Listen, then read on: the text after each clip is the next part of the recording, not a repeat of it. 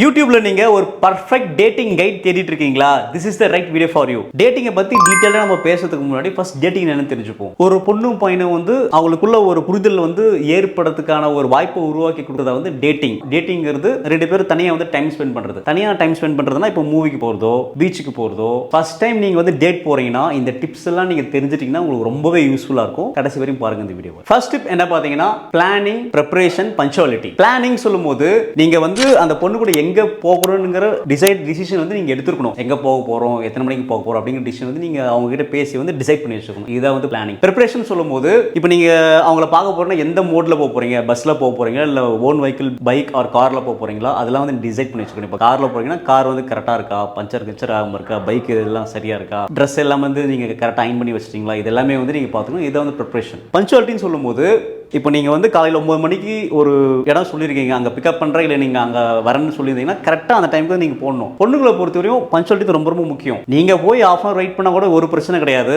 ஆனால் அவங்க வந்து ஒரு 5 நிமிஷம் வெயிட் பண்ணாலே கதை வந்து முடிஞ்சிச்சு. செகண்ட், பொண்ணுங்களை வந்து நம்ம கேர் பண்ணிக்கணும். ஒரு பொண்ணு வந்து நம்ம ஒரு டேட் வராங்கன்னா அவங்கள வந்து கேர் பண்ணிக்கணும். அவங்க வந்து நினைப்பாங்க, நான் டேட் போகும்போது என்ன என்னால் கேர் பண்ண முடியும் பெருசாக வந்து நீங்கள் கொஸ்டின் கேட்க டெஃபினட்டாக பண்ண முடியும். இப்போ பைக்கில் போகிறீங்கன்னா நீங்கள் என்ன பண்ணலாம்னா அவங்களுக்கு வந்து அந்த உட்கார பெடல் இருக்குல்ல கீழே, அதை வந்து நீங்கள் ஓப்பன் பண்ணி விடலாம் அவங்க உட்காரும் போது. இப்போ கார்ல போறீங்கன்னா நீங்க கார்ல இருக்க டோர் வந்து ஓபன் பண்ணி விடலாம். சோ இந்த மாதிரி சின்ன சின்ன விஷயம் நீங்க கேர் பண்ணலாம். இப்போ எங்கனா வந்து போறீங்க, டோர் வந்து இருக்குன்னா அந்த டோர் வந்து நீங்க ஓபன் பண்ணிட்டு ஹோல்ட் பண்ணிக்கலாம். அவங்க போற வரை நீங்க ஹோல்ட் பண்ணிட்டு அவங்க போனதுக்கு அப்புறம் நீங்க வந்து க்ளோஸ் பண்ணலாம். இந்த மாதிரி சின்ன சின்ன விஷயம் வந்து நீங்க கேர் பண்ணலாம். இப்போ ஃபார் எக்ஸாம்பிள் ரொம்ப கூட்டமா இருக்குன்னா அவங்கள கொஞ்சம் இப்படி கொஞ்சம் ப்ரொடெக்ட் பண்ணிட்டு நடந்து போகலாம். சோ இந்த மாதிரி சின்ன சின்ன விஷயத்துல நீங்க வந்து உங்க கேரிங் வந்து நீங்க காமிச்சீங்கன்னா அவங்களுக்கு வந்து உங்க மேல ஒரு பாசிட்டிவ் இம்ப்ரெஷன் வந்து கிரியேட் ஆகும் ஃபர்ஸ்ட் டேட்ல. தேர்ட் டிப் என்ன பாத்தீங்கன்னா, ஒரு பொண்ணு இதுல வந்து நீங்க பயங்கரமா இம்ப்ரெஸ் பண்ணலாம். இப்போ நீங்க வந்து ஒரு பொண்ணு கூட ஃபர்ஸ்ட் டேட் போறீங்கன்னா நீங்க ஓரளவுக்கு பேசிட்டு தான் வந்து டேட் போய் எடுத்தனே ஒரு பொண்ணு டேட் போடுறது இது வந்து சாத்தியமே இல்லாத ஒரு விஷயம். கண்டிப்பா நீங்க வந்து பேசியிருப்பீங்க. பேசும்போது நீங்க வந்து அவங்க கிட்ட கேட்டு தெரிஞ்சுக்கணும், உனக்கு எந்த மாதிரி இடம் பிடிக்கும், உனக்கு வந்து ஃபார் எக்ஸாம்பிள் மூவிஸ் ரொம்ப பிடிக்குமா, இப்போ மூவிஸ் சொல்லும்போது உனக்கு எந்த மாதிரி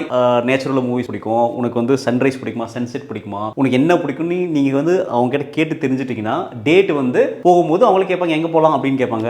நீங்க வந்து நான் சர்ப்ரைஸா ஒன்று ஒரு இடத்துக்கு கூட்டு போறோம் கூட கூட்டு போகலாம், இல்ல முன்னாடியே வந்து இந்த மாதிரி இடத்துக்கு கூட்டு போறேன்னு அவங்களுக்கு பிடிச்ச இடத்துக்கு எதுனா ஒன்று வந்து தாராளமாக கூட்டு போகலாம். இப்படி கூட்டு போகும்போது ஓகே நம்ம சொன்ன விஷயத்தை வந்து நோட் பண்ணி வச்சிருக்கான்னு சொல்லிட்டு அதிகமா உங்க மேல இம்ப்ரெஷன் கேட்டாங்க ஏகப்பட்ட வாய்ப்பு இருக்கு. ஃபோர்த் டிப் என்ன பாத்தீங்கன்னா, பொண்ணுங்களுக்கு வந்து நீங்க gift கொடுக்கணும் ஃபர்ஸ்ட் டேட்ல. கிஃப்ட்னு சொல்லும்போது நீங்க பெருசா ரொம்பவே யோசிக்க வேணாம். அந்த காலத்துல இருந்து இந்த காலத்து வரை ஒரு யூனிவர்சல் கிஃப்ட் பொண்ணுங்களுக்கு என்ன பிடிக்கும் பாத்தீங்கன்னா, நமக்கு தெரிஞ்ச விஷயம் தான் இந்த ரோஸும் இந்த சாக்லேட்டும். அதுல ஏதாச்சும் ஒன்று நீங்க வாங்கி போய் கொடுத்தீங்கனாலே அது ஒரு சின்ன ஒரு பாசிட்டிவ் இம்ப்ரெஷன் உங்க மேல கிரியேட் பண்ணும். ஃபைனல் டிப் என்ன பாத்தீங்கன்னா, ஒரு பொண்ணு உங்க கூட ஃபர்ஸ்ட் டைம் டேட்டுக்கு வரானா அது வந்து ஃபர்ஸ்ட் டேட் வந்து லாஸ்ட் டேட்டா இருக்க கூடாது. கரெக்ட் இல்லையா?